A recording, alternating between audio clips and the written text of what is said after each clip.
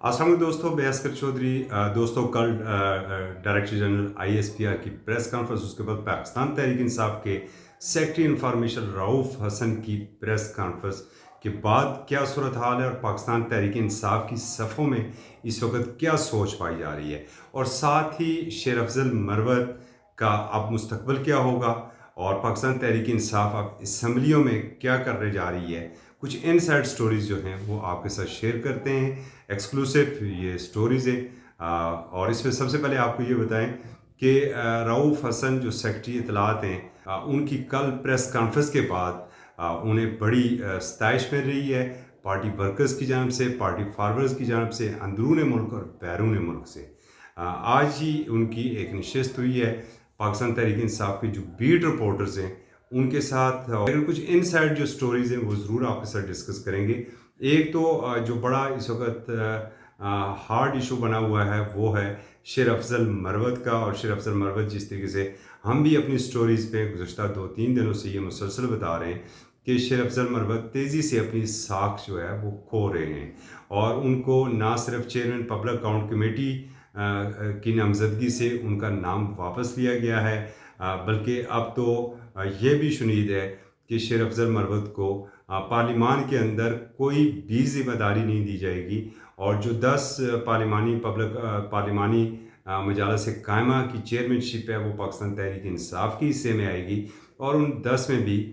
शेर अफजल मरवत का नाम कोई भी नहीं है। इस हवाले से जो PTI के जो ज़राए हैं वो ये कहते हैं कि शेर अफजल मरवत ने कि अपनी बयानबाजियों की वजह से पार्टी को बहुत ज़्यादा नुकसान पहुंचा है, और अब भी जिस तरह की उनकी बयानबाजियां हो रही हैं, पार्टी क़यादत के ख़िलाफ़ जिस तरीके से वो बातें कर रहे हैं, तो इसको बानी चेयरमैन इमरान खान साहब ने भी सख्त नापसंद किया है। और यही वजह है कि शेर अफजल मरवत की जो गुज़श्ता कल जो था मंगल वाले दिन उनकी मुलाकात के लिए जब वो अडयाला जेल गए तो उनसे खान ने मिलने से भी इनकार कर दिया, और आज भी यही पोजीशन हुई। बुध को भी उनकी चेयरमैन तहरीक इंसाफ से मुलाकात नहीं हो सकी। मुख्तसर सी आज शेर अफजल मरवत ने अपनी मीडिया टॉक की, और उसमें भी उसने अपनी तोपों का रुख जो है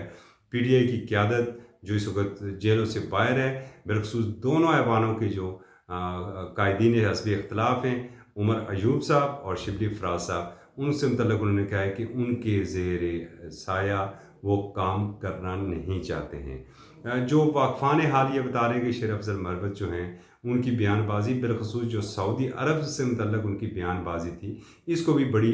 नापसंदगी की निगाह से देखा गया, और इस हवाले से बाकायदा PTI की क़यादत ने बानी चेयरमैन को जेल में ब्रीफिंग दी। साथ ही वज़ीर दिफा ख्वाजा आसिफ, सैयद यूसुफ रज़ा गिलानी समेत दूसरे लोगों से जो उनकी मुलाकातें थी, उन मुलाकातों के ऊपर भी बड़े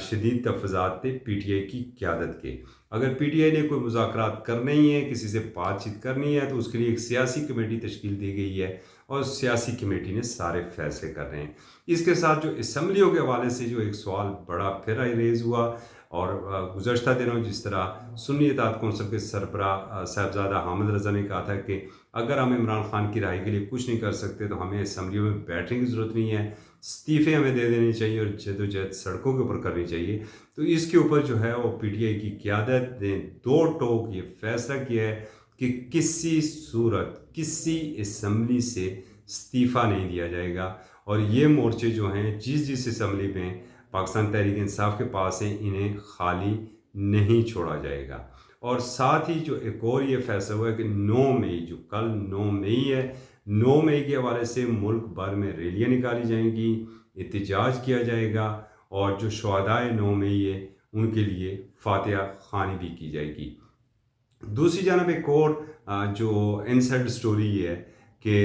पाकिस्तान तहरीक इंसाफ और मौलाना फजल रहमान के दरमियान अब बर्फ़ डलने लगी है, और बानी चेयरमैन ने बड़ी सख्ती के साथ वज़ीर आला खैबर पख्तूनख्वा अली अमीन गंडापुर को यह हिदायत की है कि वो मौलाना फजल रहमान के ख़िलाफ़ किसी किस्म की कोई बयानबाजी नहीं करेंगे। डेरा इस्माइल खान में उनके हल्के की जो सियासत है वो एक अलग है, और सूबे और मरकज़ की सियासत एक अलग है। तो वज़ीर आला खैबर पख्तूनख्वा ने मरकज़ और सूबे की पॉलिसी की जो पार्टी पॉलिसी है उसको लेकर चलना है। उन्होंने सिर्फ हल्के की सियासत को नहीं देखना, और मौलाना फजल रहमान के साथ شنید یہ بھی ہے کہ آنے والے دنوں میں پاکستان تحریک انصاف کے تعلقات مزید بہتر ہوں گے. اور اس کے ساتھ جو ایک اور خبر جو سامنے آج یہ آئی ہے کہ پاکستان تحریک انصاف نے اپنی مخصوص نشستوں والے معاملے کو لے کے اس کو لے کے اور بالخصوص جو حکومت کی جانب سے آئینی ترمیم کی کوشش تھی اس میں رکاوٹ بننے کا بھی فیصلہ کیا ہے.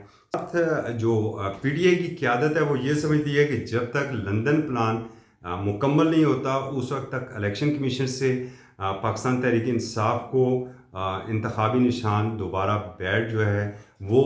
ملنا انہیں ممکن نظر نہیں آ رہا ہے. اور ساتھ جب ایک سوال یہ ہوا کہ کیا جو یہ بھی اطلاعات ہے کہ کچھ لوگ جو پارٹی چھوڑ کے گئے تھے وہ واپسی کے راستے تلاش کر رہے ہیں تو کیا ان کو واپس پارٹی میں لیا جائے گا. تو اس پر بھی پارٹی کی عادت کا بڑا کلیئر موقف ہے کہ جب تک بانی چیئرمین جیل سے باہر نہیں آتے ہیں اس وقت تک جو مشکل وقت میں پارٹی کو چھوڑ کے گئے تھے ان کو کسی صورت واپس نہیں لیا جائے گا.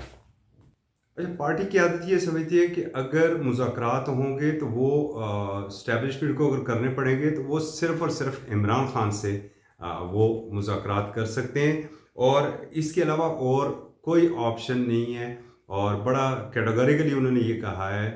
کہ باہر ہم کس سے بات کریں,